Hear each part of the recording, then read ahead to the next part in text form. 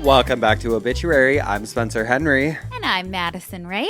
And if you're watching this, you probably can tell we are at Madison's house today. We are in my living room. We have the whole setup because... Well, I haven't had power in a couple of days, and so I'm here to record. I'm here to charge all of my things and enjoy... what it's like to have electricity, light bulbs. Well, you don't even realize. I mean, well, first of all, I mean, it's fucking chaos in Southern California right now. Obviously, we're both safe. We're away from the fires. Both of our cities that we live in are we're in not the affected. red flag areas. Yeah. But as of right now, knock on wood, we are safe from any sort of fire damage. My power was shut off preemptively.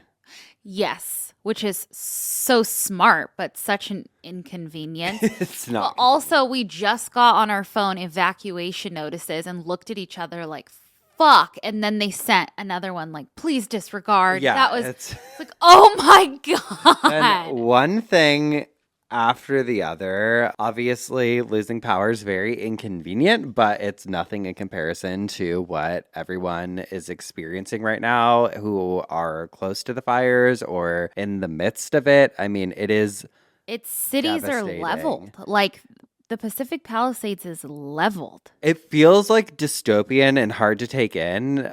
I mean, it's obviously such a tragedy, but just like we know people who have been affected by these fires who have lost their homes. We know their people. Kids' schools have burned down. Like everything. Some of you guys have written to us, to me on Instagram, talking about how you've lost your homes. And I mean, we're obviously happy to help in any way. You guys can always email us, obitpod@gmail.com, or, tag us and things that we can share. But it's just like really strange to see these places that we've been to a million times or that we have, so many memories in that are just gone now. It's just it's so upsetting. It's something like living in California, that earthquakes happen and that wildfires do happen. I mean, every couple years there's always there's the big Paradise Fire up in Northern California by Chico. I mean, there's been the fact that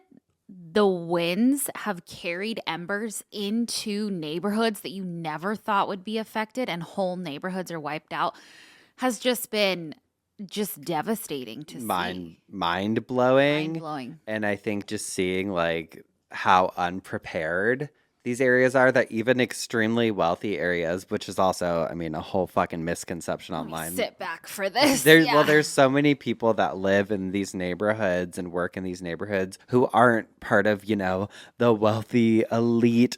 But then even if you are of the wealthy elite, someone's house burning down is sad regardless of their socioeconomic standing. And I think it's just like we live in just a fucking dystopian world. But I'm like, even seeing cities that have this much wealth and celebrity power behind them don't have the preparedness, and that's on the government, that's on everything. It's just really upsetting. Scary. It really, really makes you refocus and realize holy shit, life and things are so fleeting. You think you're safe. Yeah, I mean, we've both probably been glued to the footage, just watching everyone just ditch their cars in the middle of the. I mean, it's just a shock. It's a shock, I think. And this is the day that we're recording. As of right now, nothing's been contained either, and so it's really scary. And I just really hope that they're able to get some sort of containment.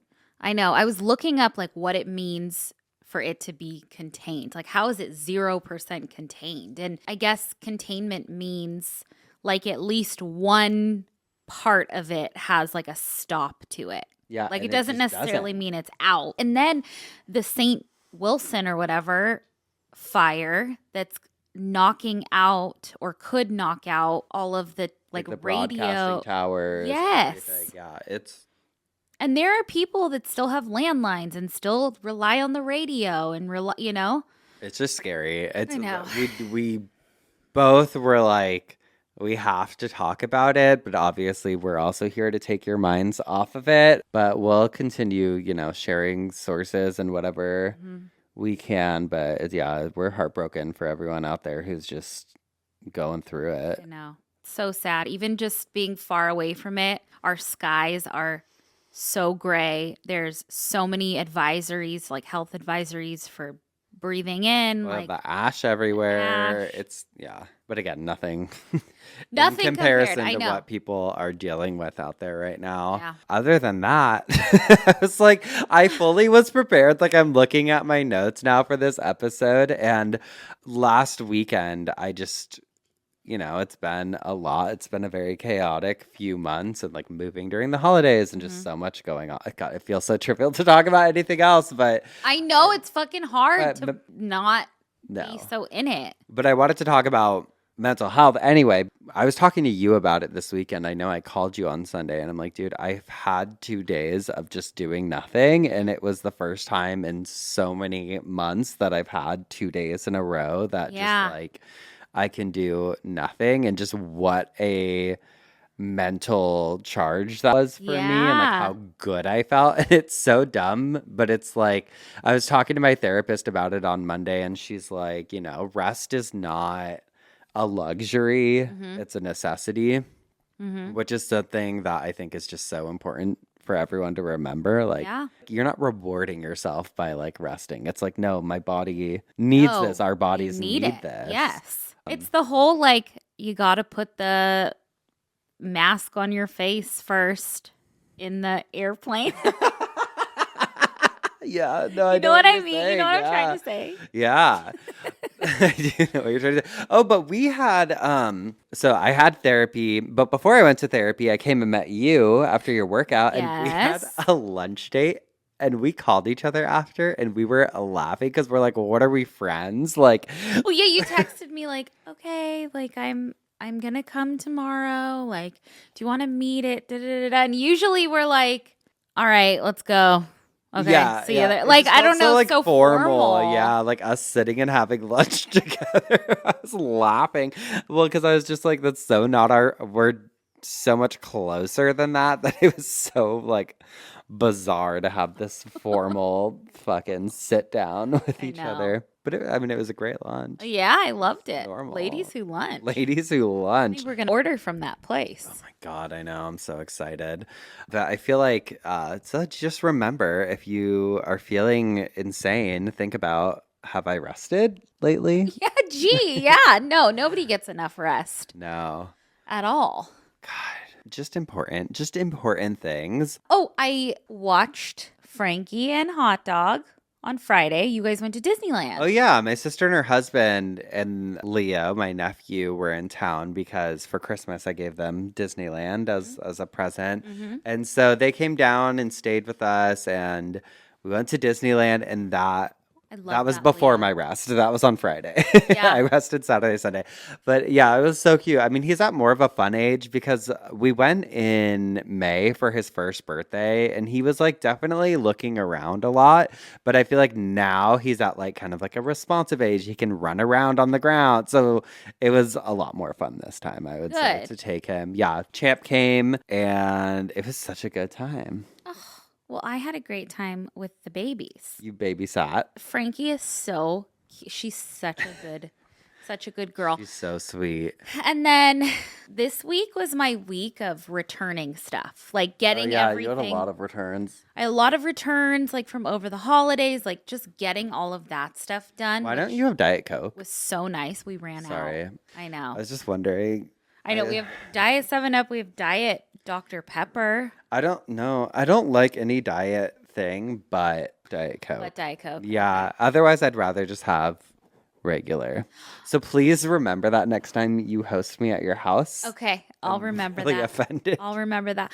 The only other like highlight of my week Oh yeah, sorry. was Cisco and I were driving. We were running errands, and it was like 10 a.m. We were like, oh, I think there's a Benihana over here. Like, man, I really want to get Benihana. We haven't had it in a while. And then we both looked at each other and we're like, should we do it? And we were did. there before they opened. They opened at 11 Yeah, picture. on a Wednesday. No, a Tuesday. I was sitting at home and I started getting text of you getting rice flung into your mouth. And I'm like, oh my God, it is 11 o'clock. It was so fun. Tell them about the picture. Oh my God. Okay, well, first of all, the reason I bring that up is that Benihana doesn't have Coke products. And I think that's Are they shame. Pepsi? They're Pepsi. I know. Sorry, Geoffs. We are strong Coke people in this house. Yeah, and Costco is changing their Pepsi products to Coke products, Thank so God. you can get a hot dog and a Coca-Cola for As you $1.50 should be. or whatever. Oh, we're going to talk about hot dogs today in my episode. What do you mean? Yum. Well, you have to wait till the end. Oh, okay. Oh, no, that's not true. I almost did a dumb criminal that was a woman who threw a hot dog at someone, but I didn't end up doing So now that. we're not going to talk about it? Well, let's talk about hot dogs. Let's have hot dog chat because North Korea just banned hot dogs. Well, wait a second. I have to tell my picture story at Benihana. Oh my God, sorry. So at Benihana, the chef leaves. Our chef was great, by the way. He was so funny. We were laughing up a storm with him. At the end, the host came over and we were sitting with like 3 other women. Like we were the only people in Benihana. Were you like talking to the women while you were there? No, not Okay. really. Like they were, I don't know. That makes this weirder, actually. Weirder. And so we're sitting there and then the guy comes over, the host, and is like, okay, getting a picture. And so Cisco and I are like, okay, I guess we're getting in a picture with everyone. And we like lean over like, geez. And the waiter or the host looks at us like, just them. Like they're paying for it. You like got in someone else's And picture. we looked crazy, by the way. Like, because we had just gone to the dump to drop stuff. Like we were just running errands. So like I was in my dog walking clothes. Wild. Okay, let's talk about hot dogs. Where'd they ban them? North Korea. They banned hot dogs, leather jackets, and I think blue jeans. Is it an animal activism thing? No. Oh, but blue jeans are denim. Yeah. Why? I think like anything American, maybe they just want to ban.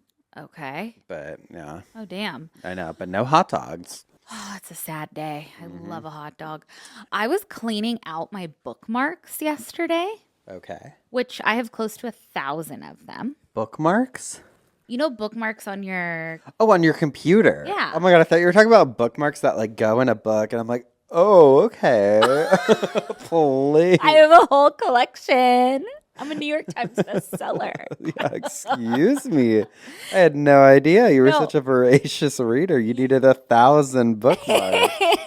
No, the bookmarks on your computer. Uh-huh. And I was like just going through them because anytime I find an article I think will relate to the show, I always bookmark it. Okay.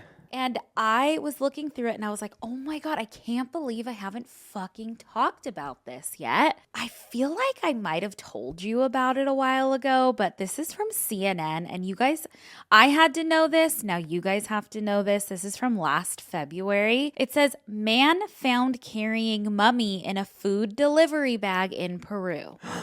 A mummy estimated to be between 600 to 800 years old was discovered in a food delivery cooler bag by Peruvian police over the weekend. This story's wild. God, a food delivery bag. Okay. Police told CNN that the mummified remains were found with 3 men who were drinking in a deserted park in the Peruvian city of Puno on Saturday afternoon. A 26-year-old man had a delivery bag labeled Pedidos Ya. Inside, they found a mummy. Senior Agent Marco Antonio Ortega, who is a spokesperson for Puno's region's national police, told CNN. Pedidos Ya is a Latin American food delivery app. Images of the discovery showed the mummy in a fetal position inside the red delivery bag. How'd he get in there? The 26-year-old man, identified by news agency as Julio Cesar Bermejo, said he named the remains Juanita when speaking to local media and described them as, quote, like my spiritual girlfriend.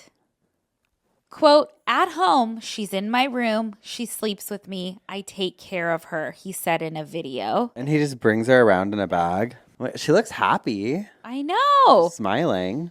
I guess he brings her around in a bag. The mummy is in fact believed to be an adult male and presumed to be from the eastern area. Oh, no. Several mummies have previously been found in Peru. I still don't think that we know how he got a hold of Juanita. That's alarming. But yeah, he carries her around and I'm carrying your love with. in a little DoorDash bag, basically. Is that wild? Yes. But she's good. Yeah, She's fine. having a mummified body in a delivery bag is wild. She's taken care of. I mean, She does look happy. She's a girl on the go. That's what I'll say. But on the go. I think, personally, taking someone's human remains and just carrying them around in a delivery bag is kind of asshole behavior. Well, yep. Some would say that. And speaking of, I think we should move into some assholes. Okay. And this first one says, am I the asshole for not telling my mother that her ex-mother-in-law passed away? Her ex-mother. Okay. To keep a long story short, my, male 25, mother, female 60, has been divorced from my father, male 60, for 14 years. They still have a bitter, rocky relationship because my father met a new woman about 12 years ago. 2 years after the divorce, give it up. My mom harasses my dad to this day with emails, texts from fake numbers, and legal threats to try and get more money out of my dad. She's even stalked his new girlfriend late at night. Betty Broderick. Oh, yeah, she's going to drive through that front door.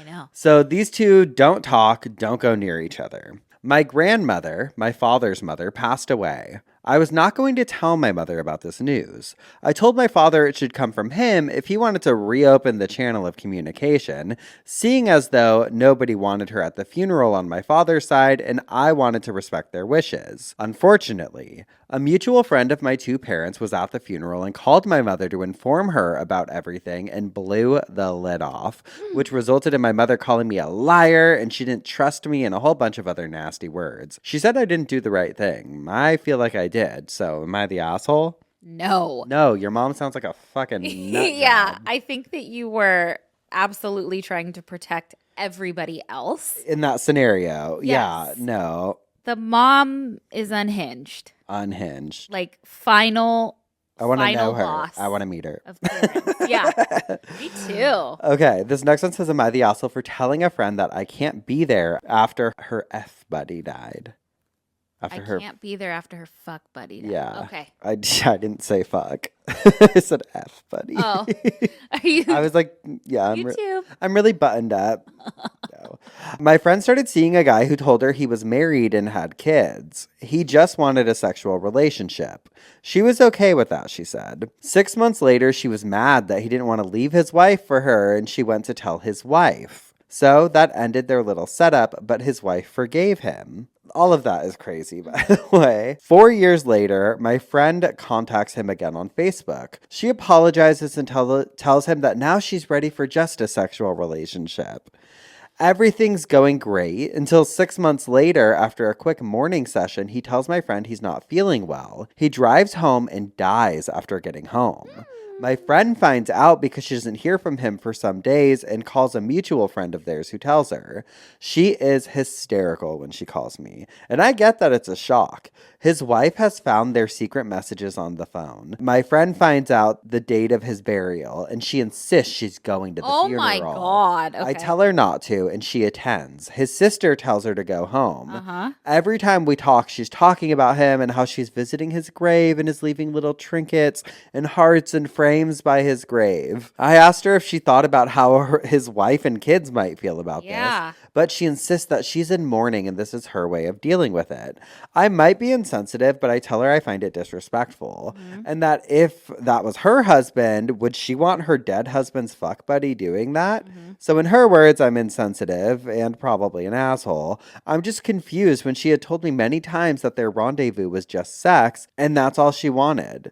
So am I the asshole for wanting to put some distance between myself and this friend and not being there for her as much as I probably would have if it was a different friend or family member who had died?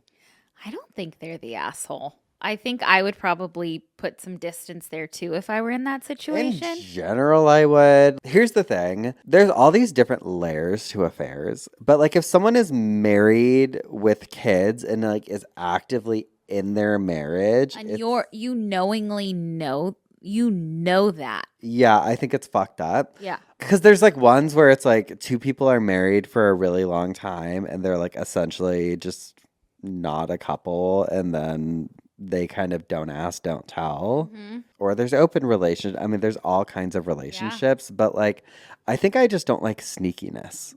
Yeah, no. Regardless, like, do you? That's your arrangement. You're but all consenting adults. But in death, Well, actually, the wife's not consenting to the that. wife's not consenting, and I don't think you get the same privileges as the wife in death. No, if you're like the secret side piece, I don't think you should show up to the funeral. No, or ever. leave trinkets at the grave. No, or if you are going to go to the funeral, you sit in a red dress in the very back.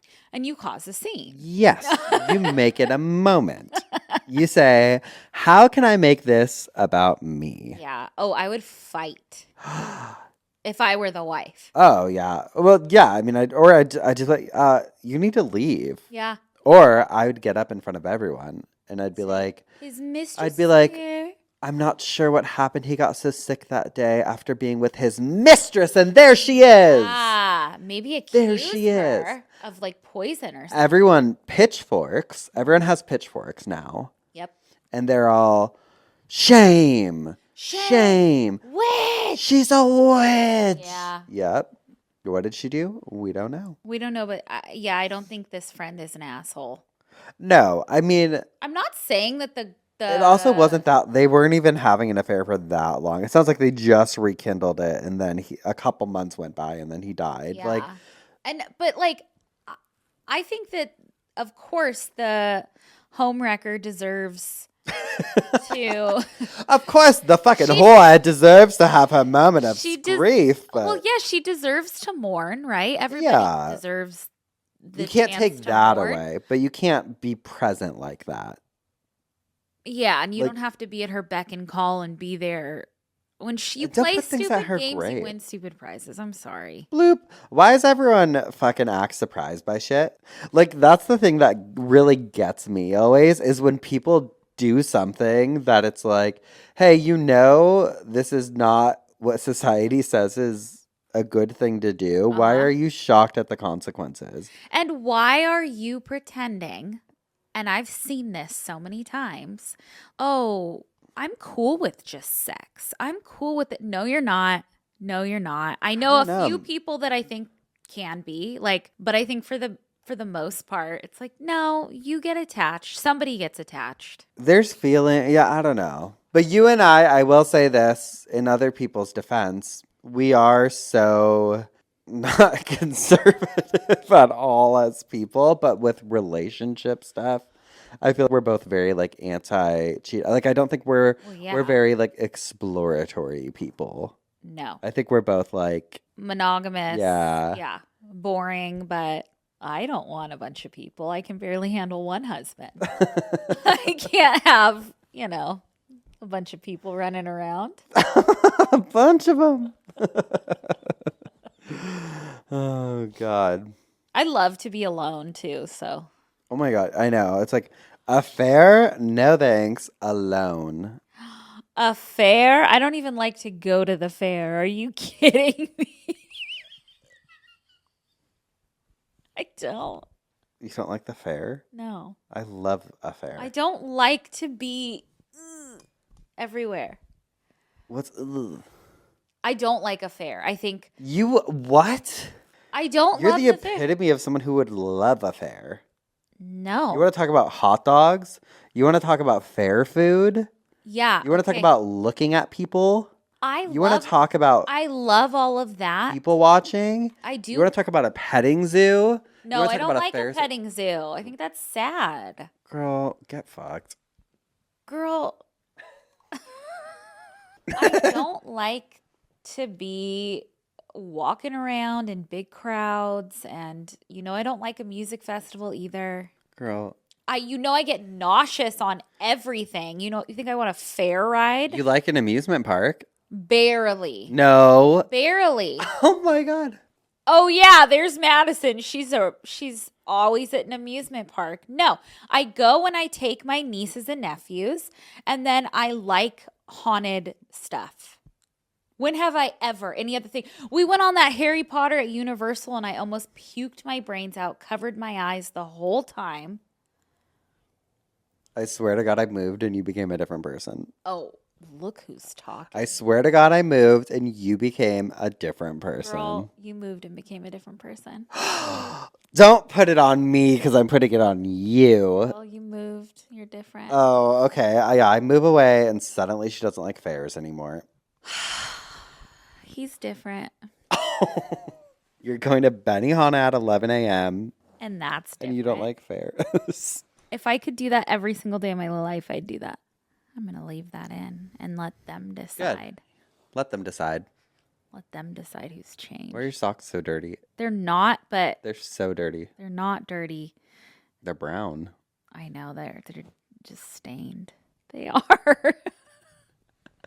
Okay. Okay, wait. I'm up first this week, but I have an update on something. I want to read a listener email. Okay. I'll allow it. I'll allow it just this once. Oh, okay. And it's you'll know who it's from because it says, hello, Spencer and Madison and significant others and puppies, of course. Don't share my name, but I'm a funeral director / embalmer in Sacramento, California. And earlier in the year, I told you guys about the frigid fluid embalming seminar in Long Oh my Beach. God, yes, we wanted to go. I'm back on my bullshit again to report live from Funeral Land.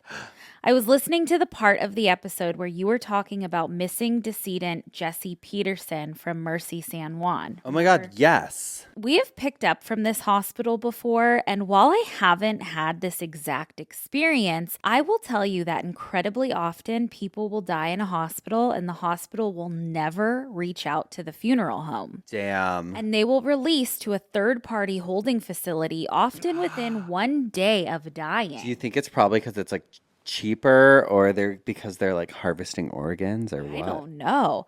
Let me explain what this means for me as a funeral director. A family member will call the funeral home expecting me to know that their loved one has passed because they put my funeral home on all of the hospital release information in the hospital room. More often than not, the family members call us 1 to 2 days later expecting to make an appointment, only to find out that we have no idea their loved one has passed.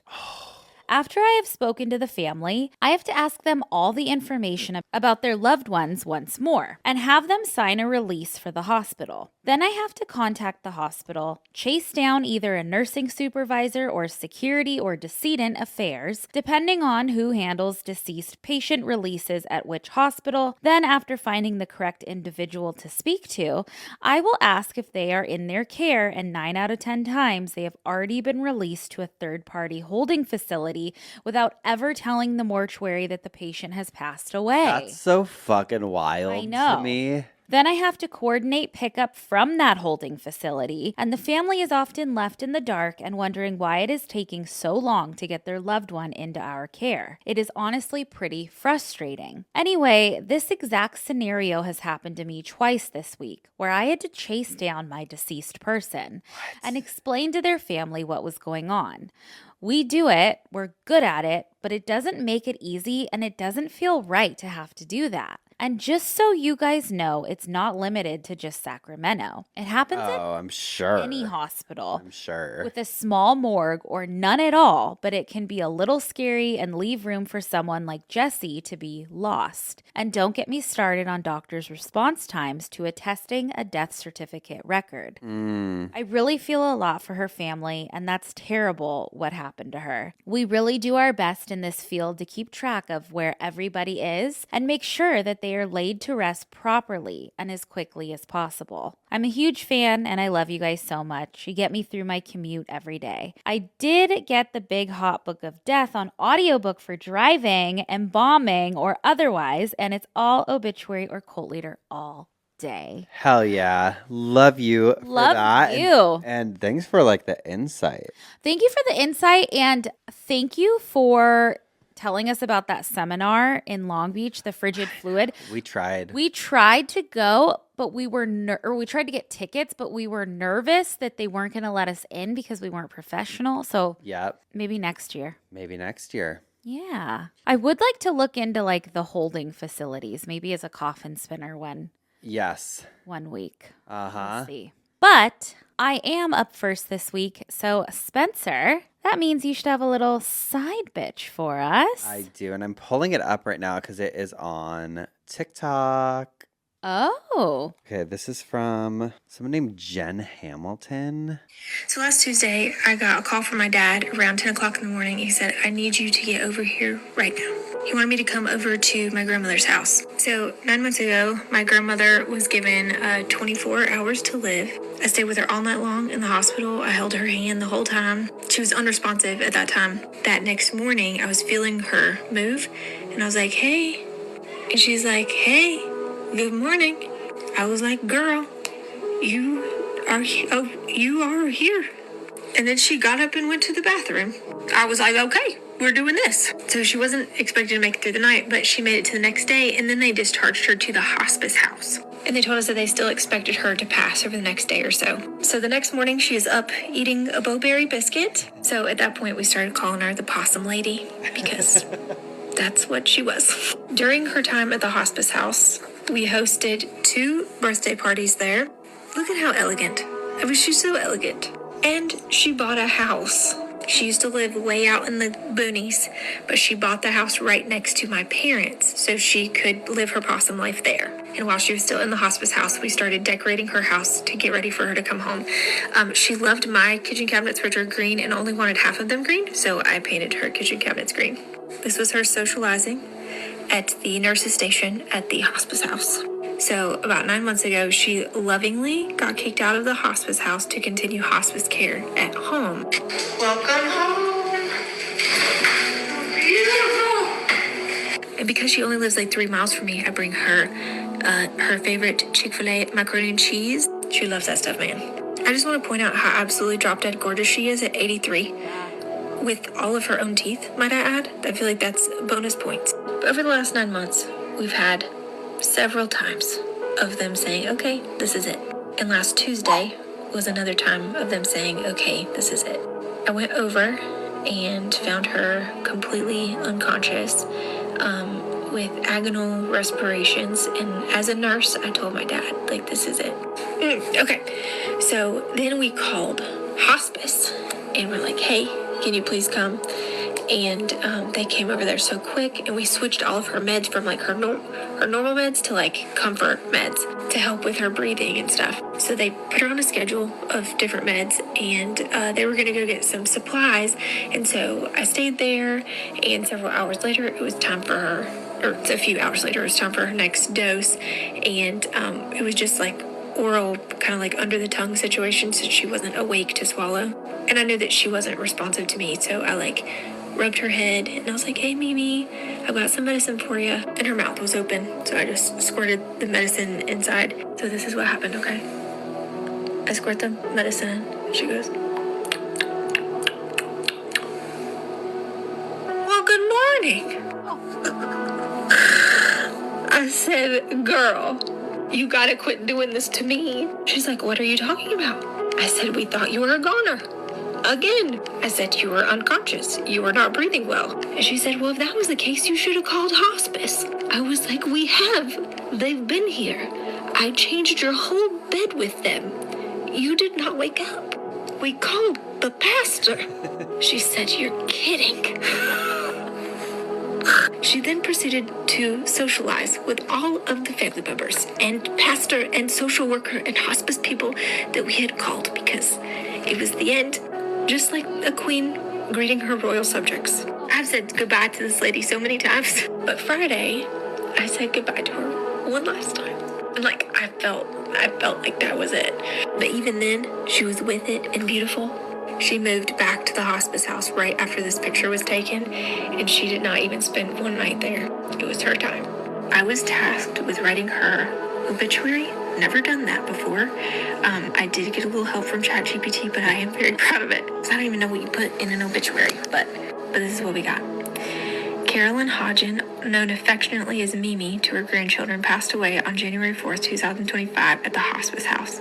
Born in the same town on her birthday, she lived a life rooted in love, family, and a deep sense of home. Carolyn was a woman of simple joys and unwavering devotion, a devoted wife to my papa, whom she married on their anniversary.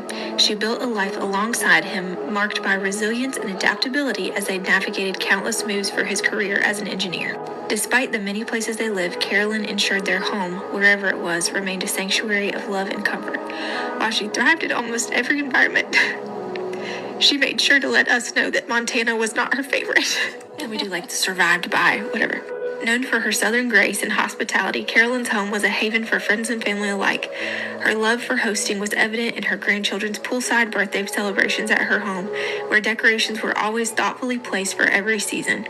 At Christmas, her house on whatever road became a landmark adorned with a towering flagpole Christmas tree, its radiant lights visible to those driving by and a source of delight for the community. She loved that tree.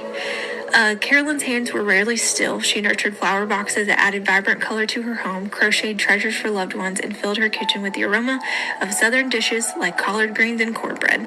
Even in her later days, when her energy waned, Carolyn could still muster the strength for a trip to her favorite thrift stores, where she found joy in uncovering hidden treasures and giving them new life. Mimi had a decent number of dollars, but every single birthday present you got was from Salvation Army. She loved a deal, okay? She loved a deal. That's probably why she had several dollars, you know? Carolyn was also an observer of life, recording her thoughts, memories, and reflections in her journals. Though she never explicitly told us not to read them, we won't. Out of respect and maybe a little healthy fear for what's inside. In addition to decades of written firsthand experiences in her journals, her family relied on her as a family historian as she thoughtfully saved every news article, photograph, and card, ensuring that no memory was lost. Carolyn's life was a tapestry of moments both tender and vibrant. Beneath her demure demeanor, she had a spark that surprised those who didn't know her well, like the time she attended a Cheap Trick and Red Hot Chili Peppers concert. She was a woman full of grace, but never without a touch of spunk. She told me at that Red Hot Chili Peppers concert that he was just wearing a sock. One sock. She was a light to her family, her community, and all who were fortunate enough to know her. Sorry. Carolyn Hodgen's legacy will live on in the heart she touched and the love that she so freely gave. I am forever grateful for those 9 months.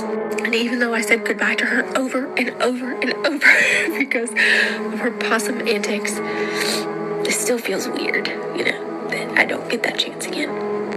So last Tuesday. Oh, Isn't that so sweet? so sweet. That's such a great, like, she commemorated her so well. I just love hearing people talk about their loved ones like that. I do too. It's sweet to hear other people read their families' members' obituaries too, because obviously it's so much more emotionally impactful. Totally. Yeah. Um, It is such a personal thing. yeah. You know? So I thought that was sweet. I thought that was lovely. I love that she called her a possum too, and it sounds like she had some like terminal lucidity too. Like That's what I was thinking at first. sounds like she had it a few times. Maybe. Well, I think I when we covered it, it can go on for a long period Yeah. of time. Very sweet though. Wow. Being in hospice, getting kicked out of hospice, going back. What a cool sounding lady, though. Yeah, really cool. Oh, well. Sweetie. Well, we're going to take a quick break. And when we come back, we're going to hear what had you spinning in your coffin this week. Alrighty. We'll be right back. And we're back. What had you spinning in your coffin this week, girly? All right, Geoffs and girly girl. Hey. I am going to be so real right now. I feel like we are almost unhealthily optimistic. You know, we are very, very optimistic people. Like toxic. Like toxic. Like optimism. we can spin it, and I think that's a superpower, truly. Yeah. But as we kind of discussed in the beginning of this show, like it's been crazy the last few days, and I feel like the last few days of the beginning of this year, basically 2025, feels cursed. Oh my God, why would you even say that? It feels Knock on wood, cursed. it's not cursed for me. However, curses have been around since the beginning of time. Don't like this intro. So somehow it brings a little comfort. It feels gross, but I'm not saying all of all of 2025 has to be cursed just this first week. Okay. But it brings me comfort that curses have been around forever. Okay? So it's fine. We're all going to be fine. Okay? But that is what I'm going to talk about today is curses part 2. Okay. Okay. Are you guys proud of me for doing a part 2 of something? Yes. Doing it, said I was going to do it, sticking to my word. So She's back. curses part 2. Part 2. Now, if you've listened to our episode from, it was a few years ago. It was episode 57 or something that I did curses. I think when this comes out, it'll be our 4-year anniversary. Oh, yeah, around then. It was like the end of January, like our Patreon anniversary. Yeah, which feels so crazy. In that episode, you heard us talk all about King Tut, the insane curses surrounding King Tut. There were so many people linked to that. And it's always interesting to me to hear of the curses surrounding mummies because to me it makes sense. Like, yeah, you go and fucking disturb someone's resting place. Yeah, we should like get more into mummy movies because I feel like we would love them. Yeah. We love like a curse tied to a mummy. Like, I feel like we love a mummy. Like, I haven't seen the movie The Mummy in 20 years. We should like go down a mummy.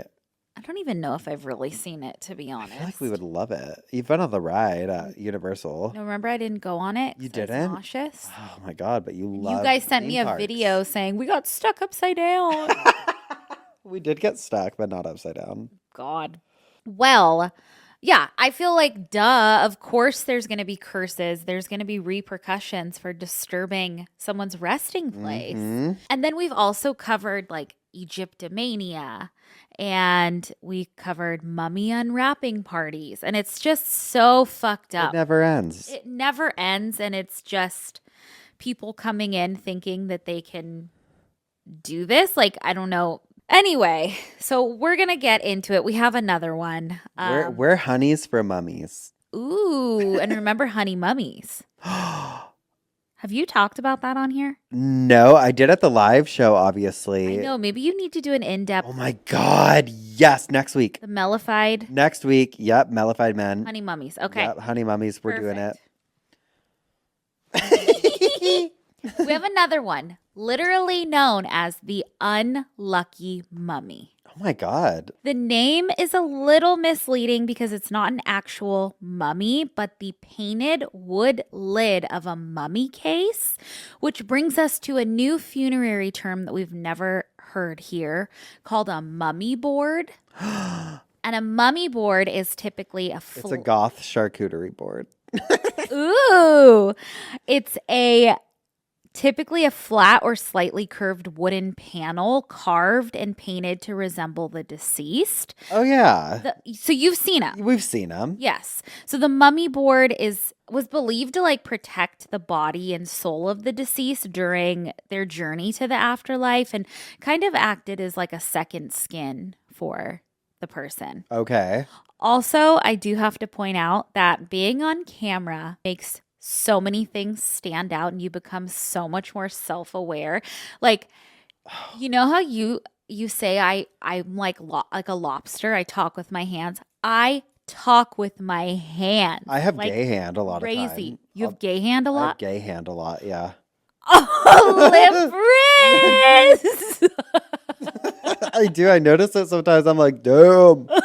You got gay hands, man. I mean, these hands be doing gay shit, but yeah. I don't even know what I look like right now, honestly, because I can't see the monitor, and that's for the better. That's for the better. I know. I was looking over there at one point, like talking to the camera over there. I don't know. Okay, so that's a mummy board. So okay. The unlucky mummy board, it's of a female and depicts her as being a high status, like high priestess, yes, leading many people to believe that this mummy board is actually of a high priestess named Amun-Ra. There have been quite a few rumors and versions of this story. So basically, in the mid to late 1800s, 3, some people say 5, recently graduated students traveled to Egypt. Okay. They went to the excavation sites in what is now modern day Luxor. Ugh. And The Luxor Hotel in Vegas, haunted. oh, well, there you go. Bloop. But It's that all was connected. like excavation sites in Yep. Egypt. So they went there, they purchased this mummy board, which again is so fucked up to me. Like, imagine someone purchasing the coffin lid of your loved one. That's basically what it is. Right? It's a wild. Remember, someone sold one on Facebook Marketplace. Oh, yeah. It was like customized. Yeah, Yeah. Wild. it was wrapped. It was purple. I remember. Well, allegedly, once those people purchased this mummy board, all hell broke loose. Okay. What happened? Well, one of the men had the mummy board delivered to the hotel where they were staying. And that same night, one of the men was last seen just walking into the desert, never seen again. Okay, crazy. Crazy. Then the next day, one of the other men accidentally shot off his own arm. Wait, did you see the clip of that guy? He's on a podcast with another guy, and he's sitting there, and he shoots himself in the leg What? on accident. Hold on. What? No, I need to show you this right now. I'll let you get back to whatever you're talking about, And you honey. can see it? Yes. We got in life. Those were your choices. Play it again. Oh my God. Choices we got in life. Those were your choices. Who shot who? Somebody got shot? Lo, you good, Lo? I hope. Who got shot? Him. He got shot and he's He sitting was like there? adjusting the gun in his pocket and then shoots himself in the leg. And he was just like in shock, I think. Yes, you'd be fucking shocked too, honey. I don't know why you would keep your safety off and just have your gun in your pocket like that, but And have it all loaded. yeah. Well, I mean, yeah, your gun's probably loaded if you're, If it's in your pocket. well, it shouldn't be in your pocket. It should be strapped. Shouldn't be on a podcast. Huh? Shouldn't be on a podcast. Why do I you thought you meant right now, like, why are you bringing it? I'm like, we talk about things. I don't imagine know. that's what did it? That's where your line is. You're like, Done. nobody should be talking about that. So that doesn't make sense if you're like listening or whatever. But basically, this guy's sitting as a guest on a podcast and he accidentally shoots himself in the leg. And he's just like, oh. And then the other host you can hear is like, who shot who? Scary. Yeah, crazy. God. Well, Anyway, so the guy shot himself on accident. Is that what you were yes, just saying? yes, Yeah, yes, okay. yes, yes. Yes, so a guy shoots Don't himself. look at me crazy. Like, Like, what are you what? What are we talking about? I was talking about something else. Yeah, so he shoots himself, I guess, on accident, has to have his arm amputated. Then, when the other men returned home, one of them was notified that the bank where all of his money, his savings, everything had failed. I guess the bank, like, Like went under? Oh, shit. he lost everything and was left out on the streets to fend for himself. I read that he like sold matches to get by. Then in 1889, the unlucky mummy was finally donated to the British Museum in London to be displayed in their new Egyptian room and is currently on display even now. But there were moments throughout history where it did travel from the museum to like different museums, and it has a tie to the Titanic. How? Apparently, there is a huge rumor that it was aboard the Titanic when it sank and was the cause of it because it was being moved from the British Museum to New York for an exhibit. Was it really on the Titanic? Yeah, I don't know. There's like no Proof? Yeah, I feel like we would know that because otherwise, where did it go? I don't It know. got turned into a mask. It was at the bottom of the ocean. Jim Carrey found it. The mask. Remember the mask? Yes. Cameron Diaz. I love that movie. Iconic. Cameron Diaz never looked better in that movie. So She's good. a babe in Charlie's Angels. But the mask, she's the Stunning. stunning, truly stunning. Then In 1907, a man named Bertram Fletcher Robinson passed away from peritonitis and enteric fever, which I guess is basically typhoid fever. Okay. However, his death has also been linked to the unlucky mummy.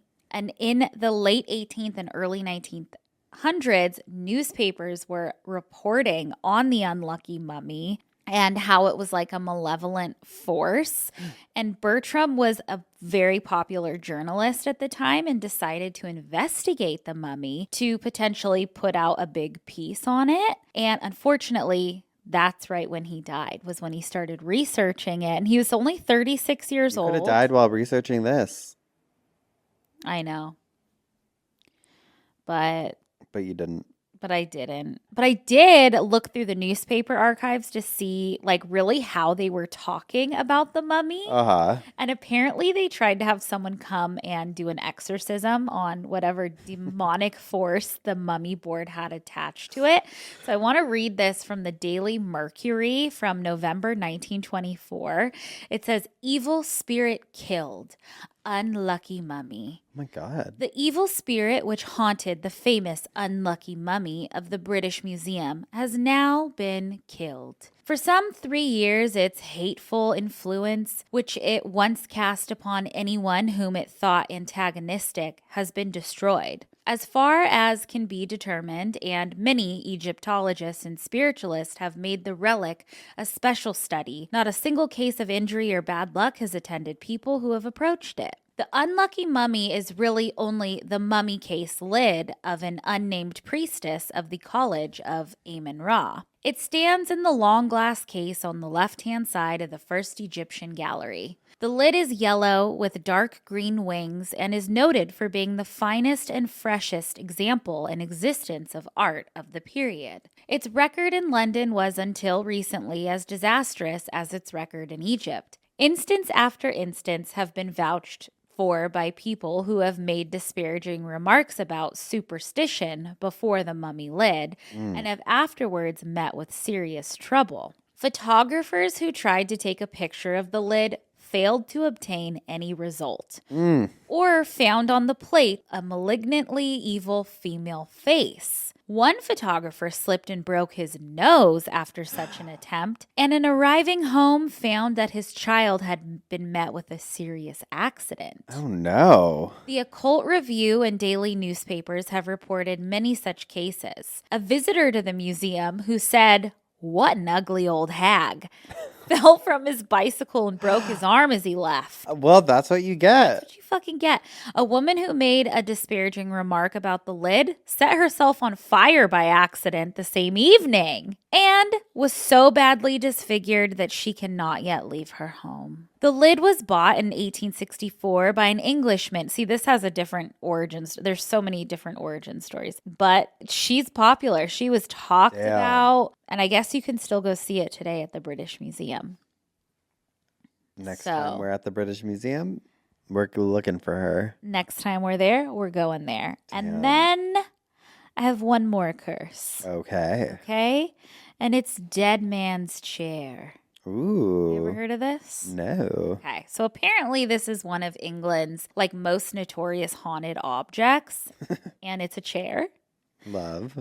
So the story is really about a man named Thomas Bugsby. Thomas Bugsby was sort of a small-time criminal in the late 16 and early 1700s in North Yorkshire, England. He had sort of a reputation around town as being like a drunk and kind of an asshole. Anyway, he was in business with his father-in-law, Daniel Audi. They were like little schemers and scammers and had a counterfeit coin operation that they ran. Well, one night, Thomas and his father-in-law get into it. And some say it was about his wife, his father-in-law's daughter, and others say it was about the counterfeit coins. Either way, Thomas became enraged at his father-in-law, and later that night, Thomas bludgeoned his father-in-law to death. Bludgeoned him. In 702, Thomas was arrested, tried, and sentenced to death by hanging. He was hanged and then he was gibbeted. Oh, And girly, you told us all about gibbets a while ago. yep. His gibbet hung at San Hutton Crossroads, which is a little village in North Yorkshire. Right where his gibbet was hung was an inn. And there are conflicting stories about him being arrested there or him having his final drink there at the inn before the execution, because that inn had a pub. And either way, Thomas has ties to that inn, specifically this chair that's there. I guess Thomas loved the inn because of the pub, and he had his favorite seat there. It was this specific chair. Okay. I guess Thomas cursed the chair before his death. And he said, anyone who dares to sit in this chair will be cursed and suddenly die. After his death, the inn was said to be haunted by his ghost. Weird happenings would go on, and I guess the news of this spread around town and got everybody talking, and then kind of created this rumor about this haunted ghost, and then they talked about his chair that he cursed. Okay. The inn actually ended up changing their name to the Bugsby Stoop Inn, and their logo has this chair in it, and they even hung a noose outside. Oh my God. I watched a BBC little documentary on it, and they recalled some of the people affected by this curse. So apparently the chair sat in the corner of the pub, and only 5 people have dared to sit in it, and all of them have died. In 1967, a couple came in for a drink. The husband sat in the chair. They left and hit a telephone pole, and the husband died. Oh my God. Then in 1970, a man who was a construction worker came in for a drink and was laughing at the legend and mocking it and didn't believe in it. And he sat in Thomas's chair. A few hours later, he was back on the job and he fell from a scaffolding, broke his neck, and died. Oh my God. Other stories involve a cleaning lady was cleaning the pub and tripped and fell on the chair and sat in it, and later she died of a brain tumor or a brain aneurysm. The most documented is I guess Royal Air Force men in the 1960s came in and had a couple drinks, sat in the cursed chair, and a few hours later drove home and died in a car accident. Shit. But another story was about a delivery man who came in to take a break, sat unknowingly in the cursed chair, and a few hours later died in a car crash as well. But I guess by that time, Get rid of the chair. Okay, by that time, the owner had moved it either in the back or downstairs, in the basement, where they would get deliveries. And so it was there, and the guy delivering it, I guess, sat in it, I need a fucking break. Little Sat did in he it. know. Little did he know. So all of that happened, and then for a little while, they hung it up on a wall so that nobody could sit on it. And then in 1978, the landlord of the pub was I need to get fucking rid of this chair, and donated it to the Thirsk Museum, where it's still at today. So there you have it. Damn. There's some curses, man. Wild. Beware the chair. Beware of the chair and beware of the unlucky mummy. Yeah. Crazy. I know. Very interesting. Some curses, some urban legends. Okay. Well, we're going to avoid those. We're going to avoid those. No more curses for 25. Yes. And we're going to avoid all of you right now. One more time while we take a quick break. And when we come back, I'll tell you what had me spinning in my coffin this week. Alrighty. We'll be right back. And we're back. Spencer, what had you spinning in your coffin this week? I am so excited about my coffin spinner this week because we've got lore, we've got horror, and baby, it'll leave you wanting more. Okay. Okay, so I decided to do a deep dive, pun intended, on the superstition known as Davy Jones's locker. Oh, Do you know anything about I this? don't, and I've always heard about it. Yes. Okay. Same. And I'm so fucking excited. This is sick. And actually, I feel like our coffin spinners go together really well this week because it's kind of cursed. Oh, I can't hear it. I can't. I can't. I hate your intro. I can't hear it. Oh my God, were you feeling a type of way after I said that? No, bitch. Put that on the record. Put that on the record. Hate speech. She called me a fag. Girl. Okay. I'd heard of Davy Jones's locker, but I never knew anything about it. Like Yeah. I knew it kind of had to do with like I don't know, like I remember Pirates of the Caribbean. They have Davy Jones, but I never knew about like the origin or like origins. the monkeys, Davy Jones. Yes. Okay. So that will come up. There's several different Inception stories, and we're going to talk about all of them today. And also, forgive me, I don't know how cohesive this is because as somebody without electricity the past couple days, I wrote this all on my iPhone. I did all my research. What? Yeah. Was that really hard? It's so hard. I typed so much Because come here. Also, I don't know. I went to the gym and then I was like, okay, but I don't know. I just ended up writing it all on my phone. Yeah. Geoffs, if you don't know this about me already, I am not a texting person, so I'm not a typing person on my phone. So this took me a very long time. And that's all I wrote. Just kidding. Imagine. And that's that. It took me 2 hours. We're going to hear another charging my phone in my car. talk. Okay. Like I said, there's a lot of different origin stories here. And no matter the origin story that you go with, when you hear the term Davy Jones's locker, it usually always ties to the sea, right? The deepest parts of the ocean. I didn't know that. The Okay. oceanic abyss, if you will. The abyss. Okay. Wait. What? Never mind. Okay. I'm not going to follow up on that because it's going to go somewhere that we don't need to go probably. The name Davy Jones's locker has been primarily used as a metaphor actually for the final resting place of drowned sailors. Like it's also been used as a euphemism for shipwrecks, like oh, it went down to Davy Jones's locker. Oh shit, I never knew any of that. Okay. Some say that Davy Jones is actually the name of, it's like another name for Satan. It's like the devil of the ocean. And others think of Davy Jones more as like a spiritual entity who traps the souls of those who are traveling the high seas. Oh, wow. I always thought of Davy. I was like, oh, that's like a Huckleberry Finn. No. Well, in a sense of the word, I guess. Yeah. It's a name.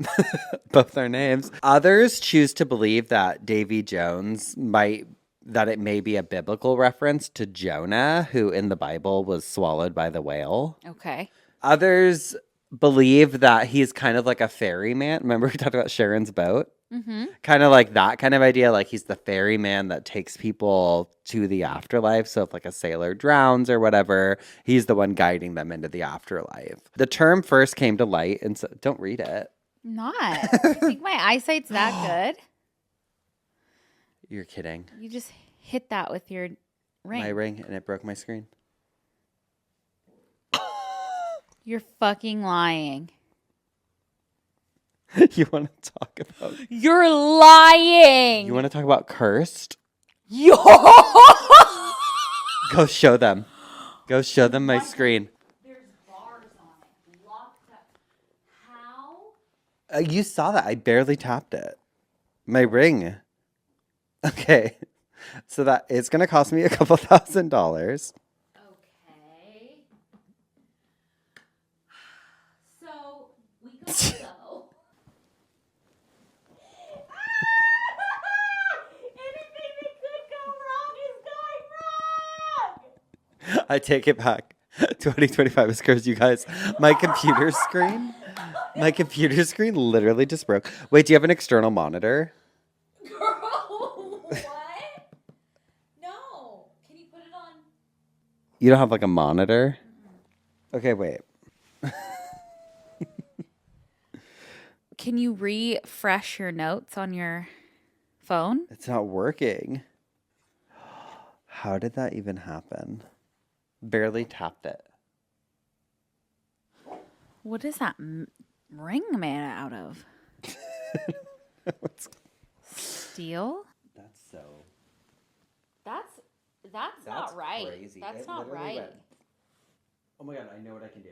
Put it on the TV. HDMI. Okay, Geoffs. So let's talk about what's going on right now. I tapped my computer. Like, I'm wearing these rings.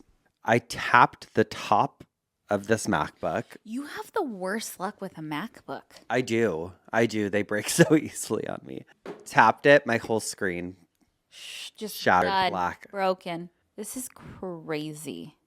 So I am postmating another HDMI cord right now. Mm-hmm. And then I'm going to try and put it on the TV so I can see what I'm talking about. This is beyond bizarre. This is bizarre. Yeah, let's actually talk about that. Okay, so I don't have electricity, right? We always record at my house because I have just the whole fucking setup, right? It would be ridiculous to try and travel around with it. But obviously I don't have electricity right now, so I can't record anything at my house. Mm-hmm. I have been like MacGyvering stuff to be able to get my episode done to come here today. Like my computer had like no percent and like my whole neighborhood, like whole community, all of our power is out. So I went to Starbucks today to try and upload obituary and all the outlets and stuff were taken. That's why I couldn't write everything on my computer. Oh, yeah. So I went back and forth a little bit, but I don't know why it's not on my phone notes when that's it's like not how I wrote it. It like won't load, but it was on my computer. Yeah. And not my iPad. Like I'm trying everything right now. When I'm scared to touch anything, these cursed rings. I cannot believe we were just talking about the curse though, and then my computer shattered. I know. I didn't even want to bring up the curse. You did. This is your fault. I don't know my password. Oh yeah. Oh, wonderful. I do. It's not coming up, girl. Really? No. And what's so weird is that my note where I literally wrote it is not there. And let me see. You're going to try to look? Give your... It worked. My iPad just updated.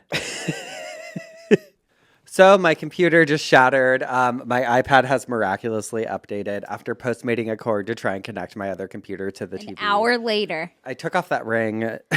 I'm not allowed to wear it anymore. Ring.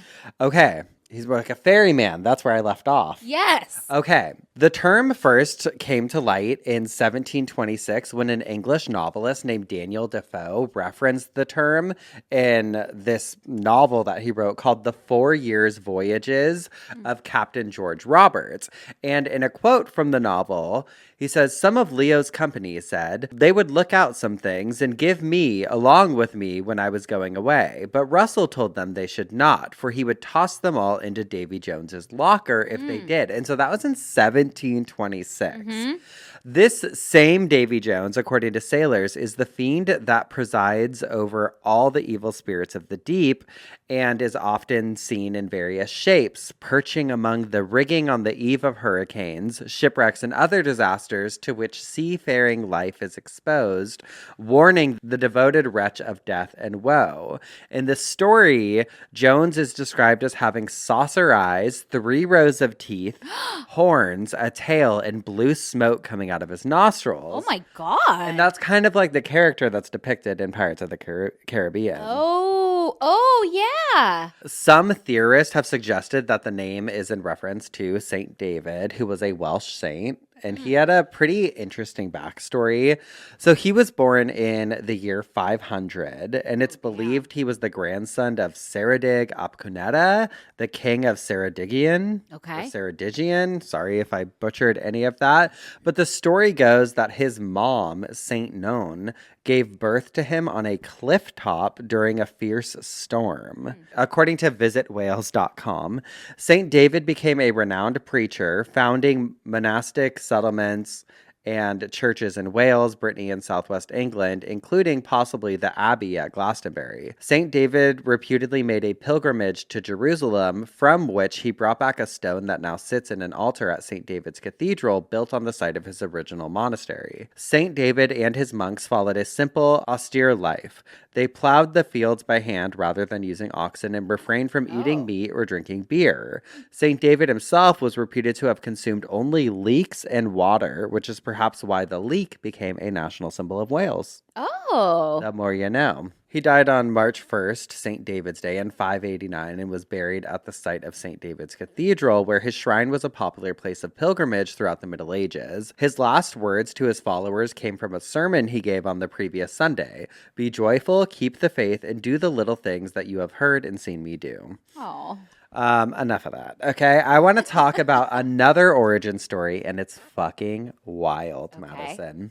The story goes that there was this bar in London, a pub. Okay. And the owner was secretly a monster. Not like a monster with tentacles coming out of his head, but like a real just bad guy. Yeah. So in this story, this pub owner has a secret stash of alcohol that's in a secret locker, and that the alcohol has been laced with a powerful drug, powerful enough to knock out who.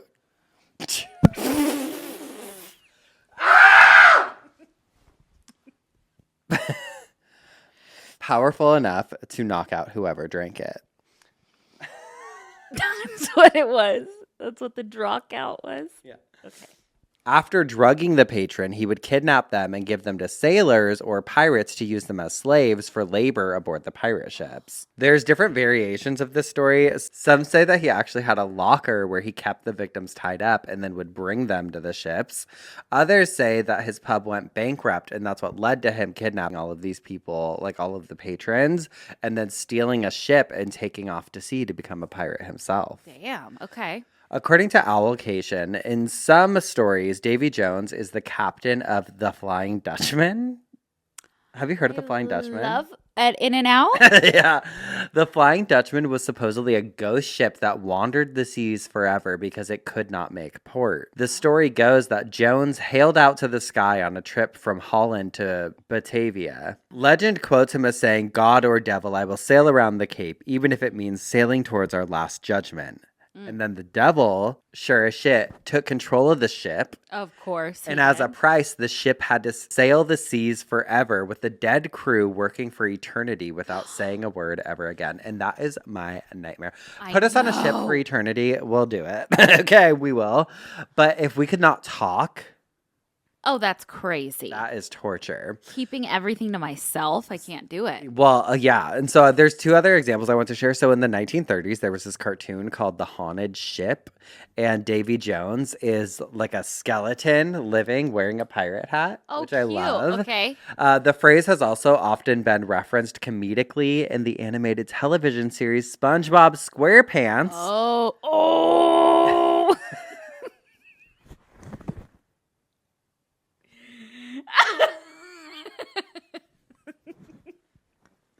Who lives in a pineapple under the sea? I guess the show has the ghost of the Flying Dutchman, and Davy Jones's locker has made occasional appearances in the cartoon as a literal gym locker used to contain soles and socks. And in one episode, they feature Davy Jones from the Monkees, who claims that he owns the locker. Oh. Yeah. Okay. So that's a little bit about Davy Jones's locker. Well, thank you. But I just love... I remember I took a class in community college on the 7 layers of hell. It was called the 7 layers of hell, and it was about how different religions view hell. I'm sure I've talked about it before on the show because it was like my favorite class I ever took. And I think just like learning about the philosophy behind Davy Jones's locker, that it's like not only are some saying Davy Jones is a person, or not only are some saying it's like a physical locker where he kept people or kept this poisoned alcohol, but then it's also a euphemism for like a burial place at the bottom of the sea, and it represents just so many different things. I thought it was cool. Yeah, it's so cool. You know, I love a term. When I love that we have like, okay, that's for burial. Yeah. I ended up buying a book about pirates after reading this. Oh. Because after you like researching pirates. this. You were telling me about Blackbeard. I think you've talked about it on this show, but I never knew who Blackbeard was. You gave us the rundown. When I was little, I really loved pirates. Okay. And I was like, I bet I would like to read a book about pirates. Yeah. Because I do think pirates are very fascinating. Yeah. Very I like fascinating. because it's one of those things, almost like I think pirates are kind of like vampires, where it's like this lore, and you hear this thing, you hear so much about them, but then and there's so many stories about famous ones, like Dracula or whatever. But then it's real. Like these are real. Well, yeah, there's still pirates people. today, Yeah, too. yeah, Crazy. I know. See, I never got into pirates because I don't really, I don't fuck with the ocean. Yeah. Well, I mean, I don't really either, but I love pirates. Love a pirate. Yeah. Well, I don't. Here on Obituary, we're actively against piracy. Yeah, pirating. Pirate, booty. No, we're for the booty. But I did a when I was still doing You did a makeup. pirate. No, when I was still doing makeup, I did a photo shoot for. I did makeup on a photo shoot for a fragrance called Pirate or something. It was beautiful. Was it? Yeah, Cool. we were at Pelican Hill. It was great. Oh my God, beautiful. And that's that. And that's that. Could that be our new symbol with the Geoffs? No, I was doing the R. Oh. Oh, okay, moving on. Obituaries. Moving on. Okay, everybody. I have a death notice from 1905, Okay. and it's from the Times Record, and it says, "Cursed husband and his family." Oh, she's going with that curse theme today, baby. Kalamazoo, August 28th. Mrs. Bernice McCarthy, age 29, wife of a farmer living near here, was found dead near the McCarthy farmhouse.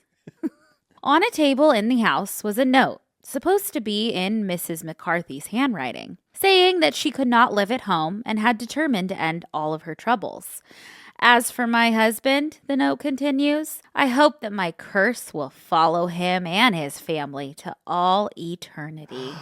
The woman had trouble with her husband and left him a week ago. That's one. Yeah, but you know what I always think fishy? What if it was a setup Oh, and her husband did it?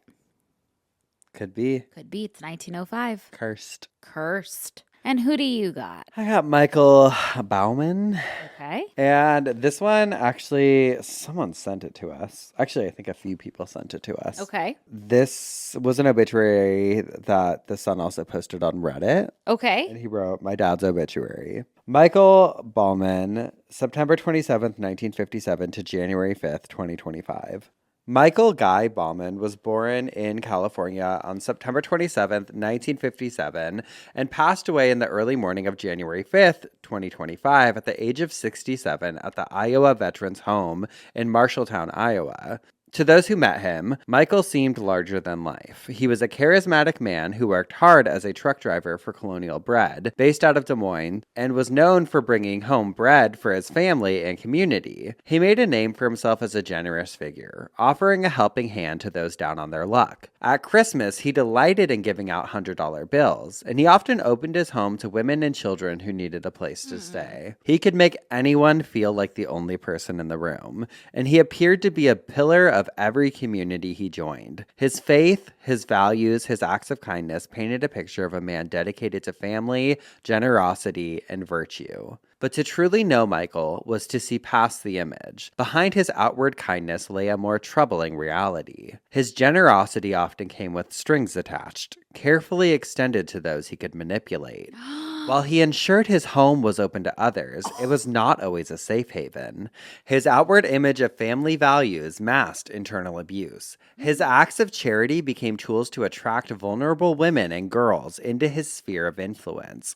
His faith served as a shield, obscuring truth with dogma and enabling harm under the guise of virtue.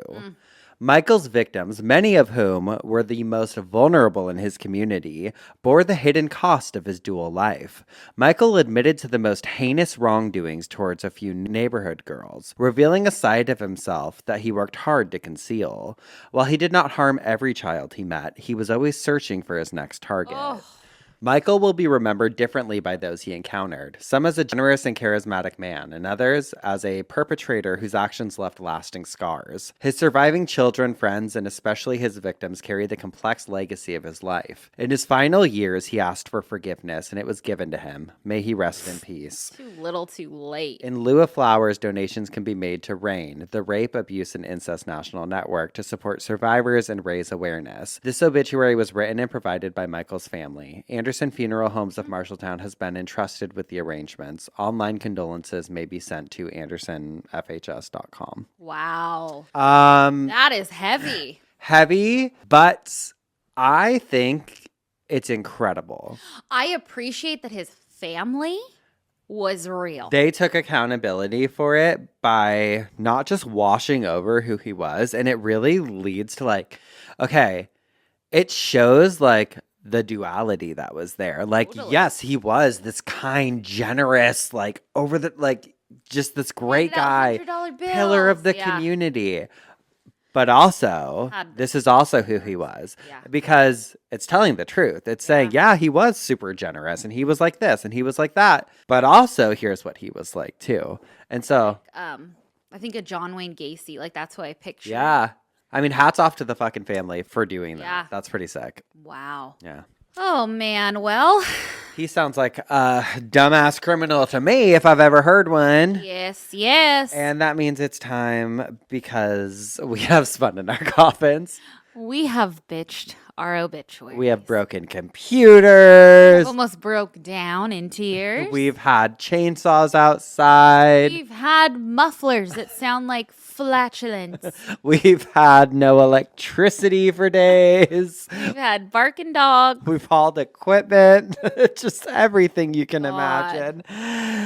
And that means it's time for some dumb Ass criminals. Let's fucking get rid of this. Okay, let's do it. All right, here we go, everybody. This is actually from December 31st of 2024. This is from KEZIABC.com. Eugene man faces charges for allegedly making dozens of improper 911 calls. What is he called? Remember that lady called? She's like, can you open a beer for me? Yeah. So this guy, this Eugene man, is accused of calling 911 more than 24 times to allegedly report everything from his political stance to time travel, and that his blanket smells like murder, according to court records. His blanket smells like murder. Mm-hmm. Okay. Court documents show that Basil Clow, 52, was charged on December 30th with 5 counts of improper uses of an emergency reporting system. Clow also reported to dispatchers that emergency responders are murderers and that he was sexually assaulted by aliens, according to court records.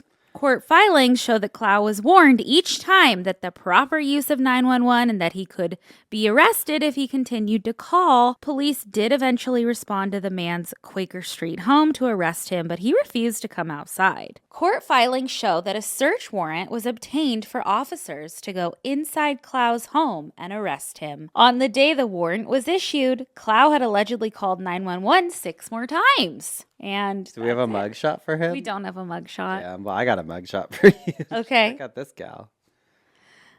Oh, she looks like she's had it. She is in trouble. And this happened on January 6th, 2025. So we got a fresh one. It is a Florida woman story. You know how I feel about Jan 6. The worst day of her life. Okay, this is from Bay County, Florida. And this girl, 41-year-old Octavia Wells, on December 31st, New Year's Eve, she texted who she thought was her dealer trying to purchase fentanyl. Oh, God. Okay. And instead, she texted a narcotics investigator with the Bay County Sheriff's Office. What the fuck? What kind of how? Well, according to the sheriff's office, the investigator began communicating with Octavia after getting the accidental text in an undercover capacity. No setting way. up the sale of fentanyl. She went to a gas station to meet the man she thought was a dealer, and instead, she met several investigators of the Special Investigations Division. Dude. She was arrested and charged with the unlawful use of a two-way communication device, which I've never heard What is it that? described as Walkie-talkie? phones. Oh, phone. Oh. unlawful two-way communication device, possession of drug paraphernalia, and driving while license suspended / revoked with knowledge she knew what she was doing. What kind of like divine, like Probably what? saved her life. I know. That's crazy. It's crazy that people buy fentanyl. I know. Crazy. I know. Very sad. God is great, beer is good, and people are crazy. Yeah. You guys, it's been It's been a time. It's been a time. We've had a time. Now it's time to unwind. And also, we did Postmates food while we were waiting for my computer piece to get here, and I'm staring at it. I want to finish it so bad. Yes. So we're going to go. But hey, if you like us, you can buy our book, Obituary, The Big Hot Book of Death. Oh my gosh, please. It's such a good little gift. Oh, it's a New York Times bestseller. We love it so much. And if you're watching this on YouTube, then you already know our YouTube. But if you're listening, go and see us on video. Yeah. YouTube.com/obituary podcast. And then you can literally find everything else on obituarypodcast.com. There you go. And we'll be back next week with some more coffin spinners Obituaries and dumb as criminals. Goodbye.